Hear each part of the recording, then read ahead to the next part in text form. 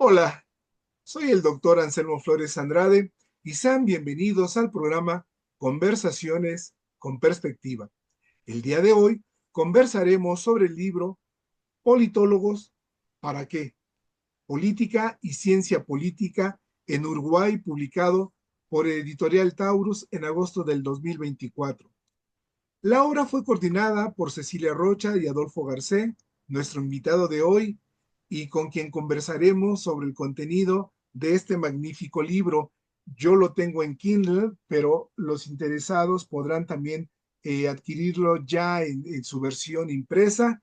Eh, Al final del video daremos pistas de cómo pueden ustedes obtener este libro. Por lo pronto, por supuesto, recomiendo ampliamente su lectura debido a que aborda la evolución y consolidación de la ciencia política en Uruguay, pero también la visión que tienen sobre los politólogos, actores relevantes del sistema político como líderes de partido y expresidentes de la República de Uruguay.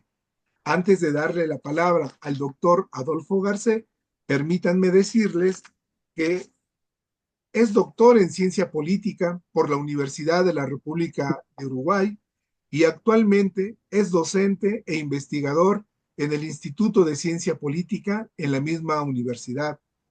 El doctor Adolfo Garcé es investigador nivel 3 del Sistema Nacional de Investigadores. Es autor y coautor de varios libros, entre los que podemos mencionar La política de la fe, Apogeo, Crisis y Reconstrucción del Partido Comunista de Uruguay, 1985-2012, Uruguay y su conciencia crítica, intelectuales y política en el siglo XX, Donde hubo fuego, el proceso de adaptación del Movimiento de Liberación Nacional Tupamaros a la legalidad y a la competencia electoral, 1985-2004, y el libro que hoy nos convoca, Politólogos, ¿para qué? Política y Ciencia Política en Uruguay. Alfonso, gracias por haber aceptado nuestra invitación para poder conversar el día de hoy en relación a tu obra. No, por favor, muy agradecido yo, Anselmo, por tu invitación tan generosa, por tus palabras, desde luego, por el interés en el libro, por la recomendación, por recomendar el libro. Eh, Así que bueno, el placer, realmente el placer es mío. Estoy a la orden. Qué amable, Adolfo. Y pues vamos a iniciar. Adolfo, el libro contiene contribuciones, entre otros, de Daniel Buquet, Daniel Chischetti, Miguel de Luca y tú mismo. Antes de iniciar nuestro diálogo, ¿podrías compartir con nosotros cómo surgió la idea de este libro? ¿Cómo no? ¿Cómo no? Eh, no está mal, me parece a mí, nos parece, a Cecilia Rocha Carpiuc, co-coordinadora de este libro junto conmigo, y a tantos otros colegas en Uruguay, en la región, en el mundo, no está mal mirarse al espejo, no está mal. Al contrario, es muy necesario, Anselmo. Eh, la única manera que tenemos como personas y como profesionales, y agregaría hasta como pueblos, de hacer las cosas mejor, es revisar nuestras prácticas, es reflexionar sobre lo que estamos haciendo, ¿no? Es hacernos preguntas. ¿Lo que estamos haciendo está bien? ¿Para qué hacemos lo que hacemos? ¿Eh? Eh, es explicitar también las dudas que tenemos sobre, sobre la profesión, en este caso, sobre qué es ser un buen politólogo, una buena politóloga. Debemos hacernos preguntas, tenemos la obligación, ¿no? Eh, a ver, yo no, yo solo me jacto en la vida de aprender de mis errores, o por lo menos de intentar aprender de mis errores. Entonces, creo que eso vale, creo que eso es muy válido, creo que vale para la ciencia, que vale para la ciencia política. Tenemos que preguntarnos sobre lo que hacemos, tenemos que revisar sistemáticamente nuestras prácticas. El objetivo del libro es ese, es revisar lo que hemos estado haciendo. Y hay, como tú sabes muy bien, porque en México esto también es muy fuerte, hay toda una tradición en América Latina de reflexión sobre la ciencia política. Los politólogos hacemos muchas cosas, pero una de las cosas que también hacemos en la región es hacernos preguntas sobre nosotros mismos, ponernos en el espejo. Y esto que pasa en Uruguay y que pasa en la región, pasa en el mundo, pasa en Estados Unidos, pasa en Europa, en todas partes. Los politólogos se hacen preguntas. A ver, ¿qué tenemos que hacer? ¿Ciencia política comparada o ciencia política local? ¿Tenemos que usar, no sé, estadística o tenemos que hacer estudios de caso? Y hacer políticas públicas o dedicarse al estudio de las políticas públicas, ¿tiene sentido o no tiene sentido?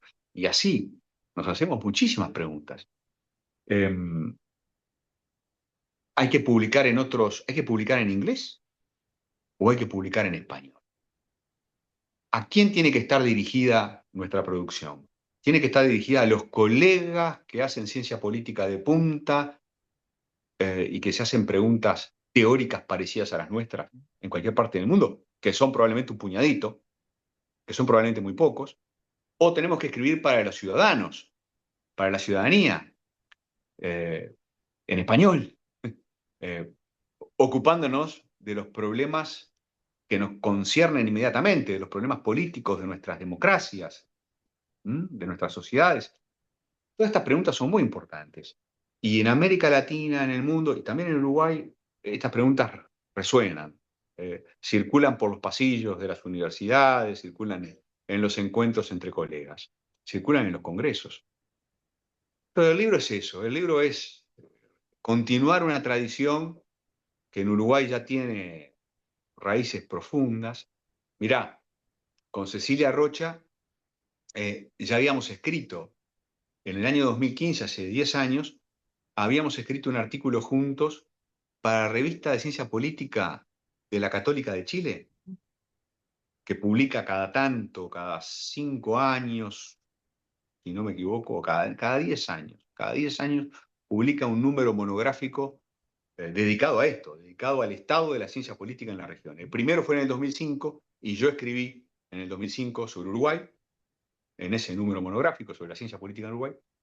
Me volvieron a invitar en el 2015 y yo invité a Cecilia Rocha. Cecilia, escribamos juntos sobre esto, lo hicimos. Y ahora, en el 2024, dijimos, bueno, ¿por qué no retomamos esa preocupación del 2015?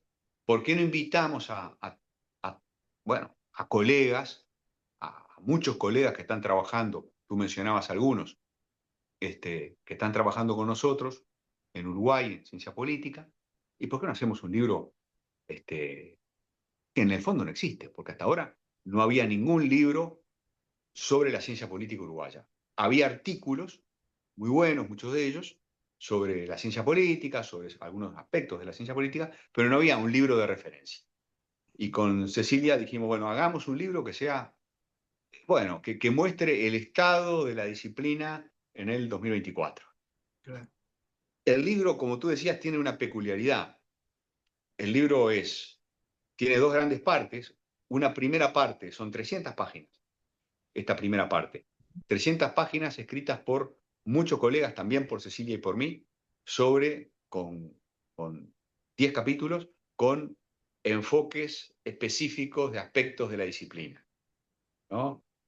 Por ejemplo, la política comparada en Uruguay, Daniel Chaschetti y Verónica Pérez. O el impacto de la ciencia política en el mundo, la internacionalización de la ciencia política, Daniel Buquet. O la cuestión de género en la ciencia política, ¿no? Sofía Pandolfo y Cecilia Rocha Carpiuc. Y así, o las relaciones internacionales, o las políticas públicas, ¿no? 10 capítulos con enfoques sobre la ciencia política. La opinión pública, los estudios de opinión pública en Uruguay, Rosario Queirolo, y así. Y la segunda parte del libro son entrevistas que le hicimos a superpolíticos, a políticos muy influyentes en Uruguay, para hablar sobre cómo ellos ven la ciencia política. Y tuvimos la suerte, las ventajas del país chico, Anselmo, tuvimos la suerte de poder entrevistar a los 3 expresidentes que están vivos. A Julio María Sanguinetti, 2 veces presidente, a Luis Alberto Lacalle Herrera, el papá, el padre del actual presidente, de Luis Lacalle Pou, que fue presidente entre 1990 y 1995, y a José Mujica, que fue presidente entre el 2010 y el 2015.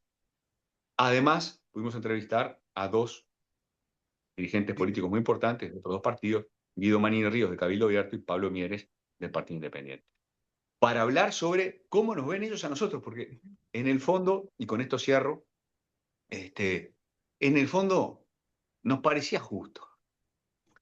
Nos parecía justo, una de las cosas que hacemos los politólogos es hablar de los políticos. Sí, claro. Hablamos de los políticos, ¿no? Evaluamos lo que hacen, a veces criticamos lo que hacen.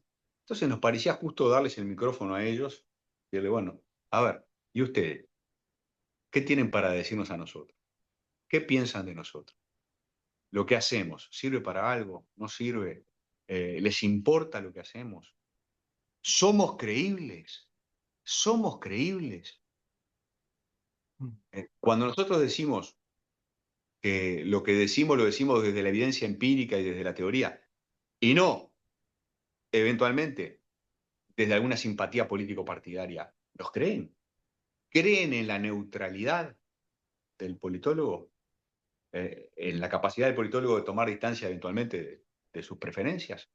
Bueno, entonces salieron conversaciones, tú leíste el libro, salieron conversaciones muy interesantes, yo diría muy sinceras y muy respetuosas, con estos dirigentes. Así que así nació el libro y ese es básicamente su contenido. Y sabes, el último concepto sería el siguiente. Nos quedamos contentos. Con Cecilia nos quedamos muy contentos porque en realidad cuando uno mira la ciencia política uruguaya es como un árbol. Yo ahora justo estoy en una casita fuera de Montevideo, a 100 kilómetros de Montevideo, en donde nos hemos dedicado a plantar árboles en el terreno. En una cabañita. Y bueno, la ciencia política tiene pocos años en Uruguay, es de la es de la postdictadura, es de fines de los 80, es decir, tiene 30 y pico de años. Y es un árbol muy grande, ya es un árbol muy grande, ya creció mucho, ha crecido mucho, se ha desarrollado mucho, y el libro es como claro testimonio de todo lo que ha prosperado la ciencia política en todos estos años. La ciencia política en Uruguay creció mucho y tiene raíces muy sanas y raíces muy fuertes. Como tú sabes, esto no pasa solo en Uruguay, esto es un proceso, por suerte, es un proceso que es muy visible en toda la región. Y tocaste varios temas de los cuales tengo interés en preguntarte, Adolfo. Eh, pero antes que otra cosa, y para los colegas y los futuros politólogos que miran este programa, quisiera preguntarte lo siguiente, pero regresaremos a estos temas que son interesantes y que tengo interés en preguntarte. Eh, Adolfo, ¿existen momentos y personajes clave en el desarrollo de la ciencia política en Uruguay? Por ejemplo, Carlos Real de Arzúa y Jorge Lánzaro son dos actores fundamentales. Lanzaro son dos actores fundamentales, así como la aparición del Instituto de Ciencia Política en la Universidad de la República, ya por los años 1985. También la aparición de la revista uruguaya de ciencia política, creo que 2 o 3 años después, es otro hito importante. No se diga de la aparición de la Asociación Uruguaya de Ciencia Política en los años 2005, 2006. Eh, ¿Podrías compartir con nosotros brevemente cómo se relacionan esos actores e instituciones en este Mm. proceso de institucionalización y consolidación de la ciencia política en Uruguay? Sí, claro, claro. Viste que en la ciencia política solemos hablar mucho de instituciones, ¿no? Están todavía muy de moda los institucionalismos, los distintos institucionalismos. Hay mucho escrito sobre esto, ¿no? Que el institucionalismo rational choice, que el institucionalismo histórico, que el sociológico, que hasta el institucionalismo discursivo, que es menos conocido, esta etiqueta que ha elaborado Vivian Smith. Hablamos mucho sobre las instituciones y a veces nos olvidamos, que los actores son importantísimos, las instituciones son muy importantes, Ujú. pero las instituciones no, a ver, no nacen de la nada. Claro. Hay actores que construyen esas instituciones. Entonces, está muy buena tu pregunta porque hay instituciones que son importantes en el desarrollo de la ciencia política. Tú mencionabas el Instituto de Ciencia Política, que ahora se llama Departamento de Ciencia Política porque es uno de los departamentos académicos donde yo trabajo, uno de los departamentos académicos de la Facultad de Ciencias Sociales de la Universidad de la República. Bien, el viejo Instituto de Ciencia Política, actual Departamento de Ciencia Política, es clave, es el principal polo de producción académica en ciencia política en el Uruguay. Pero las empresas de opinión pública son muy importantes. Claro. ¿Mm?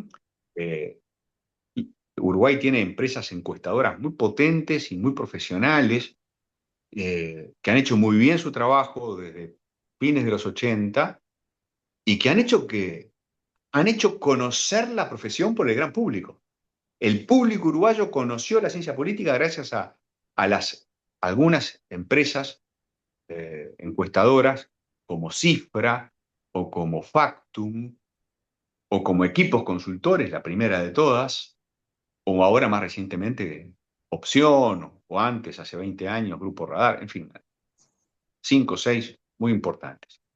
Entonces, sí, departamentos académicos, empresas de opinión pública, yo diría las principales instituciones promotoras de la ciencia política en Uruguay.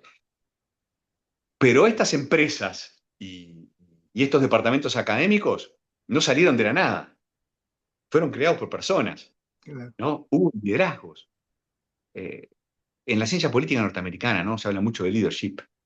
Y sí, el liderazgo es clave, en la vida el liderazgo es clave, ¿no? Son las personas las que crean las instituciones. Personas o grupos de personas o redes de personas o comunidades, en fin. Entonces, por ejemplo, el viejo Instituto de Ciencia Política, actual Departamento de Ciencia Política, reitero, trabajo yo, es inseparable de muchos nombres, pero el más importante de todos, desde luego, su fundador, ¿no? Figura clave, Jorge Lanzaro, que sabes estuvo muchos años en México Sí. trabajando, en los tiempos cuando él estaba en el exilio, en los tiempos de la dictadura en Uruguay. Jorge Lanzaro, un profesor muy querido que ya está retirado. Otros académicos han sido muy importantes junto a Lanzaro. Romeo Pérez, Mm. profesor muy importante que venía que había trabajado en los 80 en el CLAE, en el Centro Latinoamericano de Economía Humana, un centro académico que actualmente es una universidad privada vinculada a la democracia cristiana internacional. Romeo Pérez, Carlos Pareja, un filósofo también muy importante, Gerardo Caetano, José Rila, historiadores brillantes que recuperaron la historia política en Uruguay, le hicieron renacer los estudios de historia política, entonces, muy importante. Entonces, académicos, antes, en los 60 y en los 70, tú mencionabas a Carlos Real de Azúa, un ensayista. A mí me gusta decir que fue como un pionero de la ciencia política, porque antes de que estuviera institucionalizada, Carlos Real de Azúa ya hacía ciencia política en Uruguay. Impresionante. Algunos todavía trabajamos en ciencia política con algunas de las hipótesis elaboradas por Carlos Real de Azúa en los 60 o en los 70, principios de los 70. Él murió muy tempranamente, en el 77. Eh, Aldo Solari, Mm. sociólogo político extraordinario también. En fin, del lado de las empresas, como de las empresas que tanto hicieron para que fuera respetada conocida y respetada nuestra disciplina, César Aguiar, fallecido lamentablemente, un sociólogo extraordinario. Luis Eduardo González, a ver, César Aguiar, fundador de Equipos, consultores, una empresa muy potente hasta el día de hoy. Luis Eduardo González, fundador de la empresa Cifra, que todavía trabaja y trabaja muy bien, que fue profesor muchos años en la Universidad Católica en la Ciudad de la República. Mirá, esto te va a sonar. Hizo su tesis de doctorado en Yale y tuvo de tutor, de orientador, a Juan José Lins. Ah, ok. Entonces, César Aguiar, Luis Eduardo González, pero Óscar Botinelli, fundador de Factum, en fin, podría seguir mencionando. Te diría que sin esas personas, uno no puede explicar la institucionalización de la ciencia política y la creación de estas instituciones en donde se reproduce y crece la disciplina. Que me da gusto que menciones a estos personajes y personas ilustres, Adolfo, porque eres muy generoso a rendirle homenaje a toda esta gente que hizo mucho por la creación, la difusión y la institucionalización de la ciencia política en el Uruguay. Y ahora sí regreso a los temas que tocaste en tu primera intervención y te quiero preguntar, dado que parte del título del libro es Politólogos, ¿para qué? En tu opinión, ¿qué es un politólogo? ¿Para qué sirve? ¿Y cuál es su rol en la sociedad? Sí, sí, mirá, uno de los objetivos del libro era explicarle a la opinión pública en general y a los líderes en los distintos planos de la sociedad, que un politólogo no es solamente una persona que puede hacer estudios de opinión pública. Porque lo que conoce, ¿viste? Lo que conoce la gente y lo que conocen muchos políticos de nosotros es lo que podemos hacer en los medios de comunicación, por ejemplo, ¿no? Bueno, elaborar encuestas, presentarlas, hacer análisis de campañas electorales y cosas por el estilo. Nos conocen mucho más en nuestro rol de analistas de procesos electorales que en otros roles. Y lo que queríamos hacer con Cecilia era eh, ser justos con todos los colegas que hacen otras cosas que de repente son tan buenos o mejores como los politólogos más conocidos en los medios de comunicación, pero que no son tan conocidos por la sencilla razón que no les interesa. No les interesa ir a la televisión, no les interesa ir a la radio, no les interesa tener programas de YouTube, ¿no? O tener un podcast, y Claro, se dedican a hacer cosas que son importantísimas. Entonces, realmente, ¿politólogos para qué? Lo que muestra el libro, y lo que yo te puedo decir, es que politólogos para muchas cosas. Sí, desde luego, para hacer encuestas, para seguir procesos electorales, desde luego, para explicarle a la opinión pública qué es lo que está pasando en la coyuntura. Claro, es útil. Yo creo que la gente, al menos en Uruguay, la gente lo agradece. Nos agradecen ese esfuerzo, ¿no? El esfuerzo de explicar lo que está pasando y por qué uno hizo esto y el otro hizo aquello, ¿no? En fin. O el esfuerzo de hacer encuestas, son importantísimas encuestas. Pero los politólogos hacen muchas otras cosas, hacemos muchas. Los politólogos, por ejemplo, en el extremo opuesto, construimos teoría, somos científicos. O una parte de los politólogos no son profesionales en este sentido, ¿no? ¿No? En el sentido anterior, sino que en realidad son o queremos ser científicos, es decir, producir teoría, construir hipótesis, someterlas a prueba, reuniendo información de distintas maneras. Y entonces, a ver, politólogos que van a los medios de comunicación y politólogos que no les interesa, por otro lado, politólogos que no van a los medios de comunicación, porque lo que les interesa es publicar en los journals, en las mejores revistas, escribir en inglés y estar en los circuitos académicos más exigentes del mundo, ¿no? Hablando de teoría. ¿Politólogos para qué también? Ah, bueno. Yo esto se lo escuché decir a la calle Herrera, el expresidente hace muchos años. En Uruguay se confunde política con elecciones. Y creo que es muy interesante esa frase, porque, porque la política no son las elecciones son una parte clave de la política. Nosotros que hemos sufrido dictaduras lo sabemos muy bien. La libertad política es esencial. ¿Mm? Yo digo que la libertad política es el prerequisito de todo lo demás. No puede haber justicia social sin libertad política, por ejemplo. En fin, entonces, los politólogos no tienen que ocuparse solo de las elecciones. Tenemos que ocuparnos también de lo que pasa entre elección y elección. Entre elección y elección puede haber 6 años, puede haber 5 años, puede haber 4 años, ¿no? Puede haber mucho tiempo. ¿Y qué está pasando entre elección y elección? Mm, Está pasando que se toman decisiones, que se hacen políticas públicas, que hay gente gobernando. Y entonces los politólogos deberíamos ser útiles también. Esto es obvio para ustedes los mexicanos, que tienen un gran desarrollo del, digamos, del campo específico de las políticas públicas y de la administración pública. Los politólogos tenemos que ser útiles para el gobierno también, claro. para informar los procesos decisorios, para calificar, para mejorar los procesos decisorios y las políticas públicas.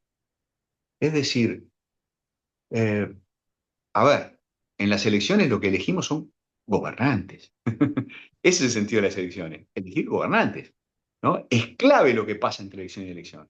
Entonces, todo ese campo de las políticas públicas es un campo importantísimo para la ciencia política, que no puede ser menospreciado, que tiene que ser potenciado, tanto como el campo de los estudios electorales. Pero, a ver, todos sabemos que lo que pasa en los países, en un país determinado, ponele Uruguay, ponele México, no es independiente de lo que pasa en Estados Unidos. No da lo mismo, Trump sí o Trump no. Claro, No da lo mismo, Milei sí, Milei no, en el caso nuestro, claro. en Uruguay. ¿No? En fin, no da lo mismo que, no sé, que la Unión Europea quiera hacer un tratado con el Mercosur o no lo quiera hacer. Es decir, vivimos en un mundo de interrelaciones. Entonces, también las relaciones internacionales son importantísimas y estudiar lo que pasa en el mundo, las dinámicas de poder internacionales también son claves. Entonces, ¿politólogos para qué? Para entender también cómo se relacionan los procesos internacionales con los procesos locales, ¿no? Ya. En este mundo tan globalizado. En fin, politólogos para muchas cosas, ¿no? Politólogos para ayudar a los gobernantes, para explicarle cosas al público, politólogos para hacer ciencia y hacer teoría y escribir en inglés. Y mirá, y dejo para el final algo que a mí me parece importantísimo, importantísimo, sobre todo en los tiempos que corren en Uruguay, en la región, politólogos para cuidar la democracia. Mm, Nosotros no somos, no, a ver, no tenemos que considerarnos mesías, claro. salvadores de nada, pero claro que tenemos una responsabilidad. La tenemos todos, ¿no? Es decir, la tenemos los politólogos y los que no son politólogos, ¿no? La tiene la ciudadanía en general. ¿La democracia la construimos entre todos o la destruimos entre todos? Entonces, La democracia depende de todos nosotros. Pero los politólogos, como nos dedicamos a la política, tenemos, yo diría, una cuota aparte algo mayor de responsabilidad, ¿no? Tenemos que dedicarnos mucho, mucho a pensar en los problemas de las democracias de nuestros países. ¿Politólogos para qué? Para pensar sobre nuestras democracias, para encontrar los problemas, las fallas que siguen teniendo nuestras democracias, para proponer soluciones razonables, para promover procesos de mejora, pacientes, yo diría, pero exigentes, de mejora de nuestras instituciones y de nuestras prácticas democráticas. Yo creo mucho en esto, ¿eh? Es muy necesario que nosotros sigamos ocupándonos de las políticas públicas y de las elecciones y de hacer teoría, pero tenemos que poner una parte de nuestra energía necesariamente en los problemas de nuestra democracia. De hecho, mirá, el año pasado, perdón, ya estamos en el 2025. El año pasado publicamos este libro de Politólogos para qué, pero en el 2023, con otra colega, con Fernanda Boidi, publicamos un libro que se llama La democracia uruguaya ante el espejo, también con la colaboración de muchos colegas, discutiendo los desafíos de la democracia uruguaya. Es decir, de verdad que me preocupa, ¿no? Me preocupa y me ocupa. Y creo que todos en América Latina tenemos que ocuparnos mucho de este desafío, del desafío de cómo mejorar nuestras democracias. Y de hecho, nos estamos ocupando mucho. Yo diría que una de las tendencias de la ciencia política latinoamericana es esta, ¿no? Es la preocupación por los estudios sobre qué pasa con la democracia, qué pasa con los presidencialismos en la región, qué defectos tienen, qué ventajas pueden tener comparado con otras especies del género presidencialista o con el parlamentarismo. En fin, nos estamos ocupando de este asunto de cómo gobernarnos mejor. Así que politólogos, Anselmo, para muchas cosas. Y que cada uno haga lo que quiera. Eso es otra cosa muy importante de nuestro libro, ¿eh? Eh, es la reivindicación del pluralismo, ¿sabes? El pluralismo. Es decir, yo no, yo no soy quien para decirle a mis colegas si a mí me importa la democracia. El que no estudia la democracia es un mal politólogo. No, ¿no? O a mí me importa mucho lo que pasa en Uruguay. El que no estudia Uruguay es un mal politólogo. No, ¿no? O yo, por ejemplo, a mí no me... A ver, soy mucho mejor en los estudios cualitativos y en la reflexión Claro. teórica que en los estudios cuantitativos. Pero yo no ando diciéndole a los demás, hacer estudios de caso o estudios de n pequeño, ¿no? O estudios teóricos, y el que no hace eso está mal, está equivocado, no es un buen politólogo, ¿no? Es clave admitir, respetar y hasta celebrar que hay distintas maneras de hacer ciencia política. Así como hay politólogos para muchas cosas, tiene que haber politólogos muy distintos. Tiene que haber. Y tenemos que celebrar esa diversidad. Sí, di- Adolfo, dijiste tantas cosas, pero yo soy testigo y al público que nos va a ver y escuchar, a los colegas y futuros politólogos, quiero decirles que esto que nos acabas de compartir está más ampliamente desarrollado, en mi opinión, me corrige si me equivoco, por favor, en el epílogo que escribiste en este libro, en donde, como tú bien lo mencionas, son para ideas, son reflexiones para debatirse y estos temas que abordaste, ahí los tomas en el decálogo de lo que uno debe Sí, de reflexionar para fortalecer la ciencia. exacto, me di el gusto en ese breve epílogo de decir, bueno, miren, en los próximos 10 años a mí me gustaría que asumiéramos esto. A mí me gustaría, tengo derecho a decir qué tipo de ciencia política prefiero y me saqué el gusto de decirlo allí en ese epílogo. Y yo vuelvo a recomendar al público que ve este programa que ojalá pueda leer y discutir sobre todo tus reflexiones que ahí amablemente nos compartes. Y aprovechando este tema del epílogo, ahí en el libro también tú comentas algo que quisiera que nos compartieras. Cuando tú hablas, o no, lo pregunto de esta forma, doctor. En el caso específico del Uruguay, donde hay un predominio de blancos, colorados y frente amplistas, ¿el politólogo puede ser objetivo en sus análisis?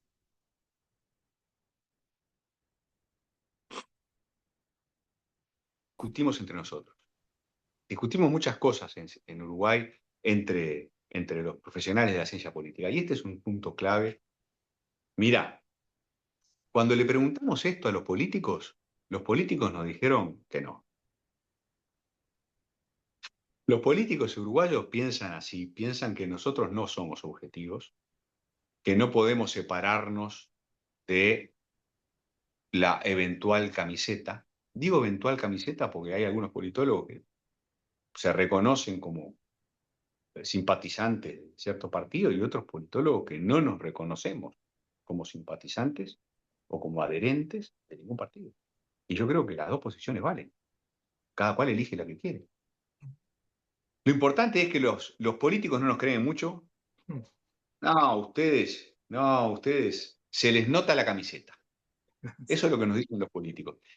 Y la opinión pública uruguaya tiende a pensar eso, ¿eh? Tiende a pensar que los politólogos estamos flechados. O somos no sé, o simpatizamos con la izquierda o simpatizamos con la derecha. La opinión pública tiende a pensar eso, ¿sabes por qué? Mira, básicamente tiende a pensar eso porque Uruguay es un país tan, tan especial, ¿no? Donde los partidos son tan importantes que, que a la opinión pública le cuesta creer que alguien que se dedica a la política pueda no estar apasionado con una divisa, con un partido determinado, con un partido político determinado. A la opinión pública le cuesta mucho creer esto. Los, Mirá, entre el 50 y el 60% de la gente en Uruguay, preguntada al respecto, dice que tiene una simpatía partidaria definida, no intención de voto. Intención de voto tenemos todo porque el voto es obligatorio, ¿no? Pero ponele cerca del 60% de la gente. Se dice blanca, colorada, frente amplista, del Partido Independiente, del Partido Cabildo Abierto. Mucha gente. 5 de cada 10, 6 de cada 10. Entonces, a la gente le cuesta mucho aceptar que podamos ser objetivos. En mi opinión, mirá, en mi opinión, el trabajo que hacemos es muy profesional. Pero claro, es mi opinión, ¿no? Es muy profesional y la gente que simpatiza con algún partido político tiene muy claro que tiene que evitar cualquier sesgo, ¿no? Que a la hora de analizar tiene que evitar el sesgo de sus amores, ¿no? ¿sí? El sesgo de sus simpatías. Y, y yo pienso que en general este, todo el mundo trabaja bien y trata de ser muy objetivo, porque te digo más, los que sienten alguna simpatía con un partido político son lo suficientemente inteligentes como para darse cuenta que lo mejor que pueden hacer por su propio partido es, si ven que ese partido tiene problemas, decirlo. Lo mejor que puedes hacer si tenés una camiseta y ves que tu partido se equivoca es decirlo, ¿no? ¿Sí? Entonces, yo te diría que por razones de convicción o por razones de interés, por lo que sea, los politólogos hacen un esfuerzo muy grande por ser imparciales en su análisis político. Y yo te digo la verdad, yo creo que se puede ser muy, muy imparcial. Yo estoy convencido que se puede, no solo que se debe, es que se puede ser imparcial, que una de las cosas más lindas que tiene nuestra profesión es, para mí, es que uno aprende a ver como el lado bueno de todo y el lado malo de todo. Uno puede pensar que el mundo se divide entre buenos y malos. Y hasta creo que, que se puede llegar a entender, o al menos yo lo veo así, que los opuestos son complementarios, ¿no? Por ejemplo, yo estoy convencido que lo mejor que le puede pasar a un país es tener izquierda y derecha, no derecha solo o izquierda solo. Los países precisan izquierda porque la izquierda hace algunas cosas muy bien y precisan derecha porque la derecha hace algunas cosas muy bien. Y las dos cosas son necesarias. Claro. Y lo mejor que puede pasar a un país es que, para mí, ¿no? Tú me preguntás mi opinión, es que se alternen, ¿no? Y yo creo que si vos me preguntás, yo te puedo decir cosas buenas de todos los partidos políticos de este país. Y te puedo decir defectos. ¿Tá?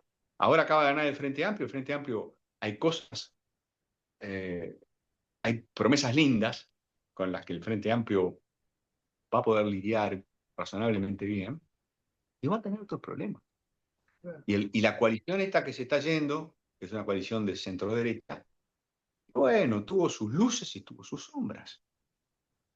Y no tiene nada de raro, ¿no? Para mi gusto, cuando uno se dedica mucho a esto de la ciencia política, termina descubriendo este mundo de los grises y de los matices y de todo lo complementario que puede ser aquello que parece contradictorio. Totalmente de acuerdo contigo, Adolfo. Efectivamente, la vida política no es blanco o negro, es un mundo Ah, variopinto en donde cada dimensión de ese color tiene sus puntos buenos y malos. yo Adolfo, creo. antes de formularte la última pregunta, eh, quiero hacerte una pregunta que en ciertos contextos, y así yo lo veo, puede resultar incómoda o polémica. Eh, Puedes no responderla, por supuesto. Conforme lo recuerdo, algunos de los entrevistados no están de acuerdo en el Uruguay con la ley de cuotas y con el voto en el extranjero. En Mm, tu opinión, ¿estas medidas fortalecerían o fortalecen la democracia uruguaya? Mira, yo he ido cambiando de opinión sobre uno de los dos puntos.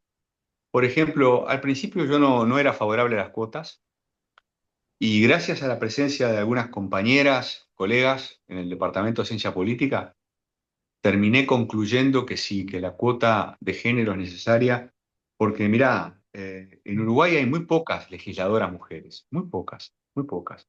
Mirá, es raro que sobrepase el 20% del Congreso la presencia femenina. Entonces, algún problema hay, ¿ah? Este, o en todo caso es injusto, es injusto. Entonces, a mí me parece que la cuota de género es buena, que es bueno promover la participación política de la mujer. Uruguay viene avanzando Ujú. en este asunto. Mirá, en esta elección, por ejemplo, todos los partidos, todos los partidos no, pero los tres principales partidos, no, los dos principales partidos, el Frente Amplio y el Partido Nacional, llevaron como candidato a la presidencia un varón, pero completando la fórmula una mujer. El Frente Amplio y el Partido Nacional. Los dos casos. El Partido Colorado no, Cabildo Abierto no, el Partido Independiente sí. O sea, de 5 partidos, 3 propusieron mujeres acompañando la fórmula presidencial. Y yo creo que el país está perfectamente preparado para tener una presidenta mujer, como acaba de pasar en México, ¿no? Eso va a pasar, en cualquier momento va a pasar en Uruguay. Y creo que la cuota, es bueno que exista la cuota, porque en todo caso pone en el debate todo este asunto, bueno, de, de la importancia de que se haga justicia, ¿no? Con los lugares de influencia para la mujer. Y en el otro tema, te diría que, mira, mi opinión es la siguiente. Uruguay es un país, México también, ¿no? Uruguay es un país que tiene mucha gente, muchos ciudadanos por el mundo. Mirá, sin ir más lejos, mi hija vive en Barcelona hace 3 años, tiene 29 años. Y algunos de mis amigos están en España también hace tiempo, por distintas razones. Y yo digo, a mí me gustaría que pudieran votar legisladores. Mirá, me parece justo que puedan votar legisladores, no me parecería justo que pudieran votar, por ejemplo, eh, gobernantes locales, ¿no? Que pudieran votar en municipios o en los gobiernos departamentales, que son como las provincias de ustedes, yo qué sé, o las provincias argentinas. Eh, Tampoco me parecería justo que pudieran votar presidente, pero a mí me parece muy importante que la voz de las personas, uruguayos y uruguayas que están en el mundo, que la voz de ellos se pueda escuchar en el Parlamento. El Parlamento uruguayo tiene 99 diputados, dos diputados, que haya una circunscripción electoral, ¿no? Ujú. Especial, que puedan votar en los consulados. A mí me parece que eso tiene muchísimo sentido. Entre otras cosas, porque muchos, no sé cuántos, pero creo que no está estudiado, ¿eh? Pero muchísimos de los uruguayos y de las uruguayas que están en el exterior, estamos hablando que nuestro país tiene 3.400.000 personas, ¿no? Hay 600.000 uruguayos afuera del país, 600.000, ¿no? 6 por 6, 36. O sea, yo qué sé, es muchísima gente, ¿no? Un sexto, un sexto de la población afuera del país. Es mucha gente. Eh, a mí me parece que es mucha gente y que su voz debería escucharse. Uruguay tiene 99 diputados. La Constitución establece que tenemos 19 departamentos. Uruguay es un país unitario que tiene 19 departamentos. Bueno, y la Constitución establece que cada departamento tiene que tener como mínimo 2 diputados. Muy bien. Hay otro departamento, un departamento muy grande, de cerca de 600.000 personas, que son las personas que viven en el exterior, que tendrían que poder elegir como mínimo 2 diputados. Y que la voz de mis amigos que están afuera, que la voz de mi hija que está en España, se pueda escuchar a través de algún representante en el Parlamento uruguayo. Eso es lo que me parece justo. Ujú. Qué interesante. Y sí, de manera gradual ir viendo cómo funciona esto. Adolfo, y finalmente, Este tema creo que es en el número 10 de tu decálogo que dices en el epílogo, solo lo mencionas, yo te lo quiero preguntar de esta manera. ¿En qué retos o desafíos enfrentan los politólogos en un mundo dominado cada vez más por lo digital, en particular en la política, por la inteligencia artificial? Mm, Una pregunta dificilísima, Anselmo, dificilísima. Mira, yo creo que estamos recién, muchos de nosotros recién empezando a pensar en el problema. Eh, Paso un aviso. Tengo grandes expectativas puestas en el trabajo que está haciendo sobre en los desafíos de la inteligencia artificial para las democracias contemporáneas. Un colega uruguayo que hace muchos años que vive en el exterior, cuya lectura recomiendo enfáticamente, que se llama Emanuel Adler. Emanuel Adler, que fue profesor en Toronto muchos años, ahora está viviendo en Tel Aviv y que está preparando un libro justamente sobre los desafíos enormes que plantea la inteligencia artificial a las democracias modernas. A ver, hace un rato yo decía, nos tenemos que ocupar de los problemas de la democracia, ¿verdad?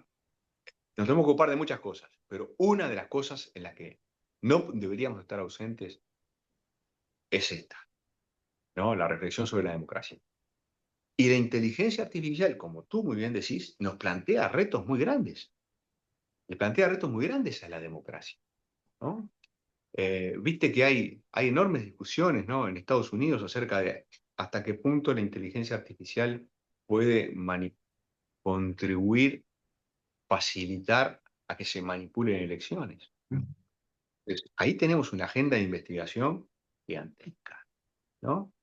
La inteligencia artificial, ¿de qué manera va a afectar o ya está afectando a la democracia? Ahí tenemos una tremenda agenda de investigación que me sobrepasa absolutamente. Soy consciente que tenemos eso.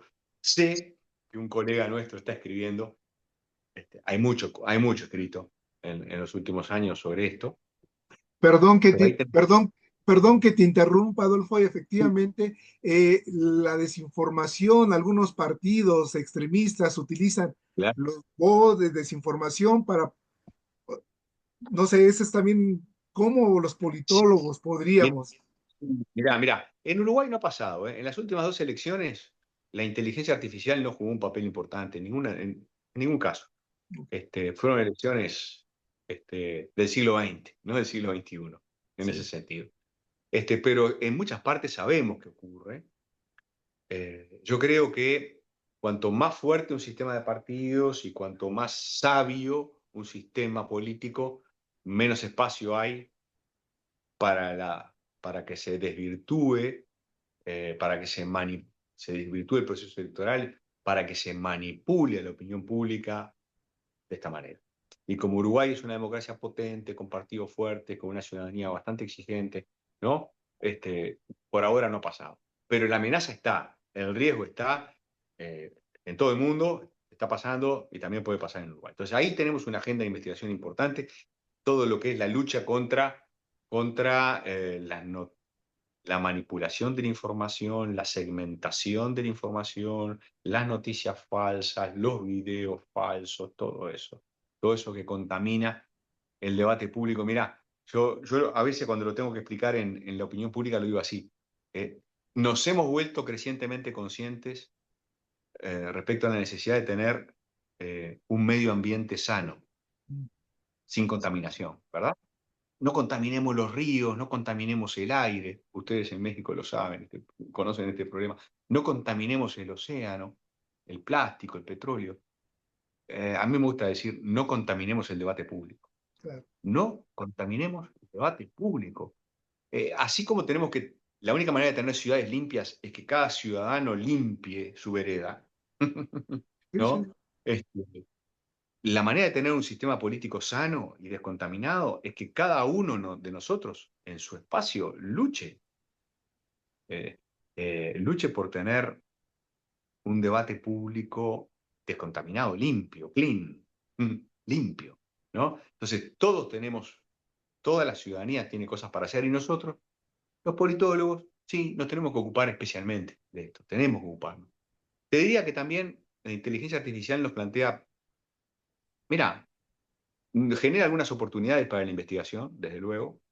Tú le preguntas cosas al chat GPT y el chat GPT te ayuda a orientarte en bibliografía, a acercarte a autores, aunque uno lo tenga que hacer con mucho cuidado, pero te ayuda. Claro. Yo lo uso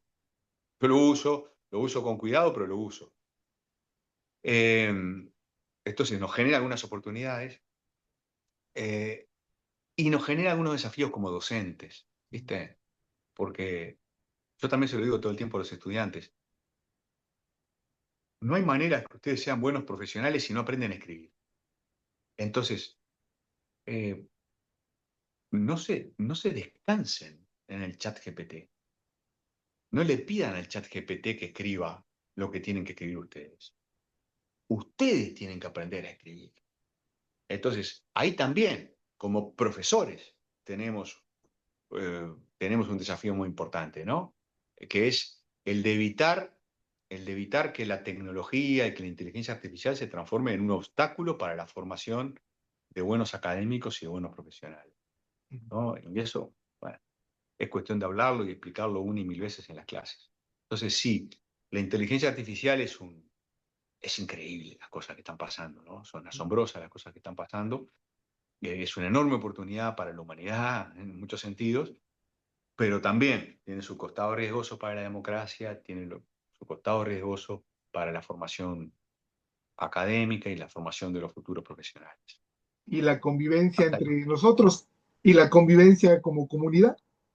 Y claro, y sí, porque pasa mucho, ¿no? En estos tiempos hay mucha discusión acerca de si estos procesos de polarización que están viviendo las sociedades, todas, todas, en mayor o menor medida, todas, hasta dónde no tienen que ver con, bueno, las nuevas tecnologías, las redes sociales, los famosos algoritmos, las burbujas creadas por la tecnología. Bueno, evidentemente hay una parte del asunto que se explica por la tecnología y la inteligencia artificial, desde luego, este, pero, pero bueno, eh, obviamente esto nos ha pasado muchas veces como humanidad, ¿no? ¿No? Sí. Que el progreso tecnológico ha sido visto como una amenaza. Mirá, hace mucho tiempo, 1700, a ver si no me equivoco, 1752 por ahí, ¿no? Rousseau, Rousseau, Jean-Jacques Rousseau, escribió, ¿no? En su famoso ensayo sobre las ciencias y las artes, ¿no? Y si la ciencia había contribuido o no al progreso moral de la humanidad. No, Rousseau estaba alarmado frente quizás a la primera revolución tecnológica, allí en los tiempos de la Ilustración, estaba alarmado y decía, no, la ciencia nos ha vuelto peores, nos empeoró, éramos mejores antes que se desarrollaran las ciencias y desarrollaran las artes.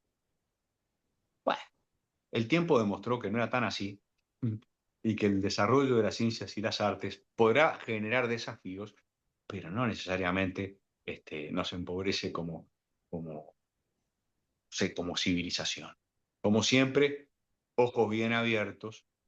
Y terminaría diciendo lo siguiente, mira, ayer justo lo conversaba con mi hija, que tengo la suerte de que estén estos días por acá, en la playa, que está preocupada por muchos fenómenos, ¿no? Que pasan en el mundo como esto.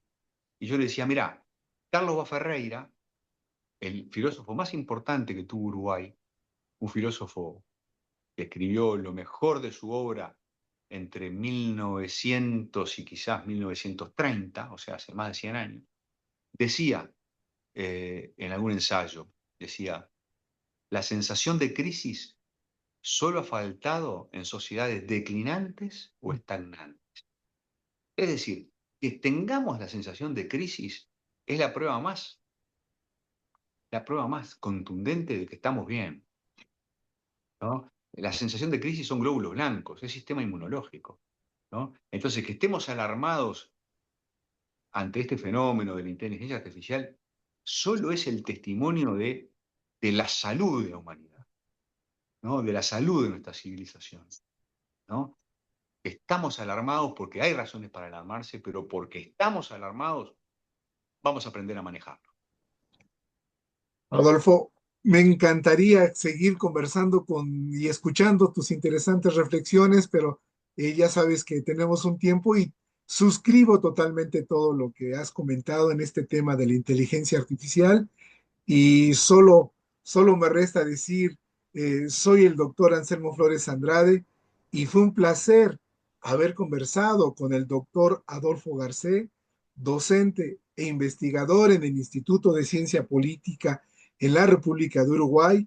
Y una vez más, recomiendo ampliamente el libro Politólogos para qué, Política y Ciencia Política en Uruguay, debido a que es una obra que, como ya mencionamos al inicio del programa, aborda no solamente el origen y desarrollo de la ciencia política en el Uruguay desde dos perspectivas, la académica y la de los actores políticos relevantes. Por ejemplo, ya lo comentamos aquí, algunos líderes políticos y expresidentes de la República.